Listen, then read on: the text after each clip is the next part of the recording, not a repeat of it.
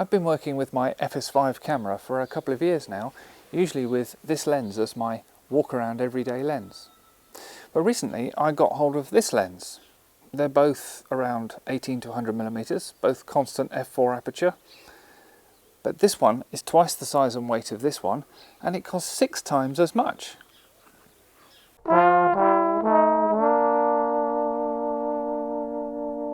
Hi, I'm a wildlife biologist and I shoot mainly scientific documentaries with my Sony FS5 camera. And recently I was able to get a used Sony 18 to 1 10mm lens to supplement my 18 to 105 kit lens. The 18 to 110 is more commonly used on the larger and pricier Sony FS7 camera, and the 18 to 105 is sold as the kit lens for the FS5. But I wanted to upgrade. Why? Well, in this film I'm going to look at the pros and cons of these two different styles of walk-around or run-and-gun documentary type lenses. These are the kind of lenses you'll keep on your camera when it's in the bag ready to go. They're the right range of focal lengths to film talking heads, people doing things, everyday sort of stuff. First though, let me just say that yes, I know the FS5 isn't the latest greatest Sony camera. And yes, I know everyone's raving about the full-frame FX6 that's the obvious successor to the FS5, and yes, I know these Super 35 lenses aren't designed for the full-frame FX6 or FX9. But the FS5 and FS7 are still perfectly capable workhorses for all kinds of unscripted content and still widely in use for that purpose.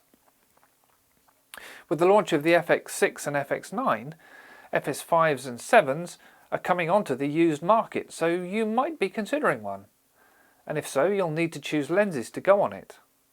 Let's start with the 18 to 105.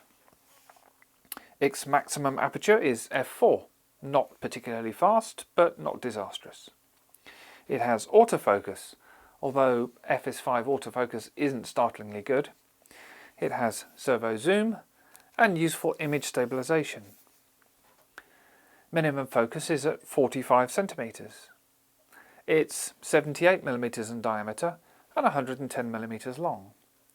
It comes with this petal-shaped lens hood. It weighs about 430 grams and CVP list it at about 440 pounds new. Now here's the 18 to 110. So it also throws an image designed to cover a Super 35 size sensor. Its maximum aperture is also f4. It also has autofocus, servo zoom and image stabilization. Minimum focus distance is 40 centimeters. But it's 110mm in diameter and 170mm long. It comes with this chunky rectangular lens hood, which I'd almost call a matte box, which also functions as a kind of lens cap, although it's kind of bulky. It weighs 1100 grams and CVP listed at about 3,000 pounds. On paper, these two lenses do pretty much the same job, but this one is twice the size and weight of this one and over 6 times the price. Why on earth would you lug around this lens, or pay for it, when you could just use this one? Well, there's no doubt that the 18 to 110 looks more impressive. Clients will feel they're getting their money's worth just from looking at it. But when you've carried it around all day, you might feel they've had a bit too much value from their money from you. And once you've added a matte box, especially if it's a big one, the visual impressiveness starts to match up. So what other advantages does the bigger lens have? Well, it has more controls on it. Hang on though, this is the digital age. You can control all the functions of both lenses from the camera body or the sight handle. There's no need to fiddle with the lens. But the smaller 18 to 105 is all fly-by-wire. The focus and zoom rings don't actually connect mechanically to anything inside the lens, they just go round and round and round. They're merely encoders that tell the camera that you want to manually focus and which way, or that you want to zoom and which way. You can't control the aperture from the lens itself at all. And this is a limitation, and one which the bigger 18 to 110, with its plethora of mechanical controls, doesn't suffer from. So it can do crash zooms, like this.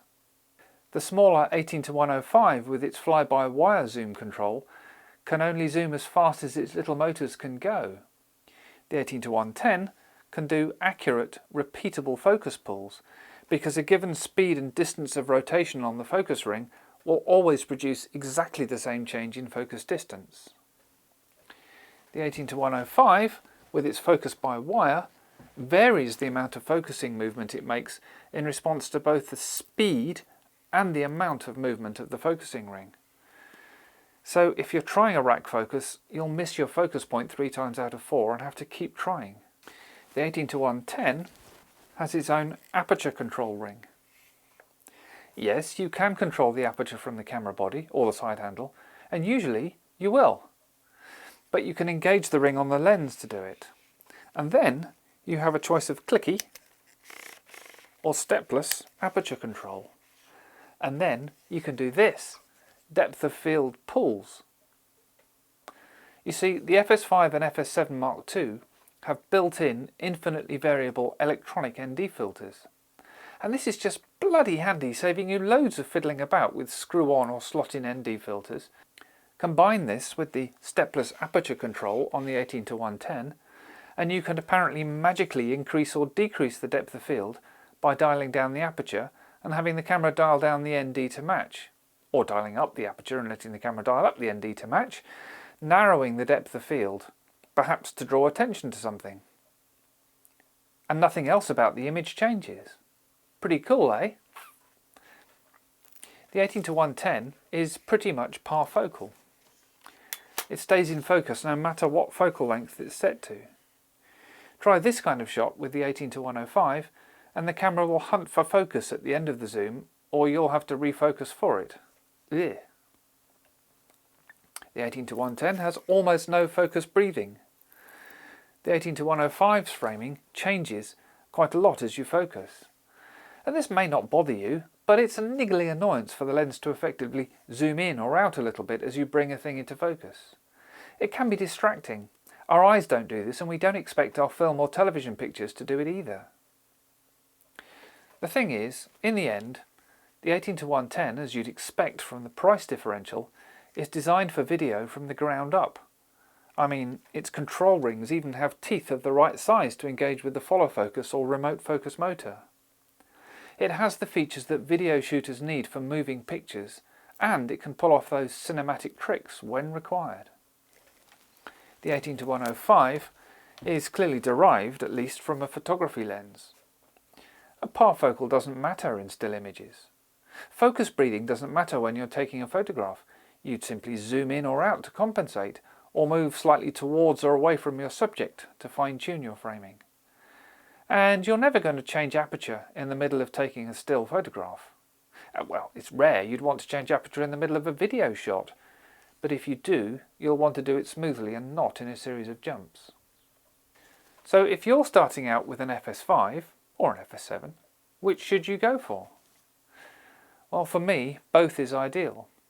When weight and bulk aren't an issue, I'll use the video lens. The parfocal quality means I can check focus by zooming right in and then zooming back to the framing I want, and the focus won't change. When the director wants an accurate focus pull, even I'm in with the chance of doing it. And just now and again, that freaky depth of field pull is a neat trick. But when it's just going to be me shooting handheld, and I'll need to carry my kit miles up a mountain to get a straightforward piece of camera, I'll settle for the much lighter and smaller lens.